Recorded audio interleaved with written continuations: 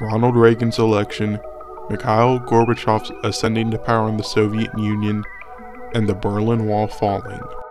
These seemingly unrelated events were some of the key pieces to the end of a war that lasted from 1945 to 1992 and was between the United States and the Soviet Union. No guns were fired, and the fear of nuclear war was probably the reason why.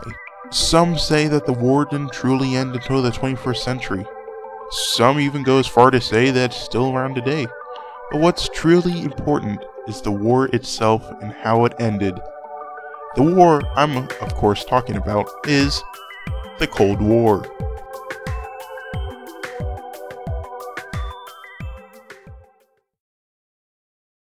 One of the first events that led to the end of the Cold War was Gorbachev becoming Soviet leader. Mikhail Gorbachev was 54 when he became Soviet leader in 1985.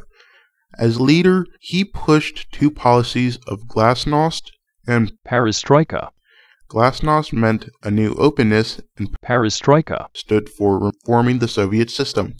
An example would be by moving away from a socialist or state-controlled economy.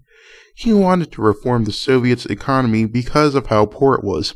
The nation faced regular shortages of food, a chunk of the economy's money was going towards the military, and the war in Afghanistan was draining the resources. Gorbachev realized that his nation could not match the military buildup initiated by the Reagan administration. That's when the man himself, Reagan, came into the picture. Ronald Wilson Reagan was the 40th President of the United States.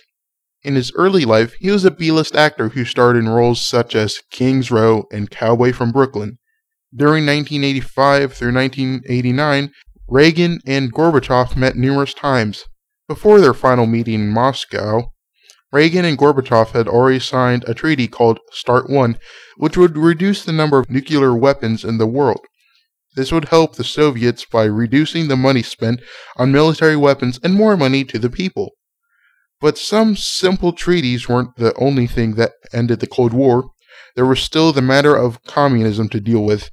Fortunately, the wall between communism and the end of it had already been taken down. This wall was the Berlin Wall. The Berlin Wall was built in 1961 and surrounded all of West Berlin, separating it from East Germany. Because of the vast amount of people going over the wall, the Soviets stopped sending supplies to West Berlin. The US and other countries began to send supplies afterwards on what's known as the Berlin Airlift. Modifications were made to the wall so that less people would be able to get across. Watchtowers were placed to shoot those who tried to get across. But in June 1987, Ronald Reagan gave a speech at the wall just before it fell, challenging the current Soviet leader, Mikhail Gorbachev, to tear down this wall. The official demolition began on November 9, 1989, and lasted till 1991. Only a few watchtowers and sections were left as a memory. The official end to the Cold War was in 1992. George H.W. Bush and Boris Yeltsin met at Camp David to call a formal end to the Cold War. But would the Cold War have ever actually ended if Reagan wasn't elected, Gorbachev hadn't become Soviet leader, and the Berlin Wall hadn't fallen? Well, that's for you to decide. I'm Mr. Announcer, signing off.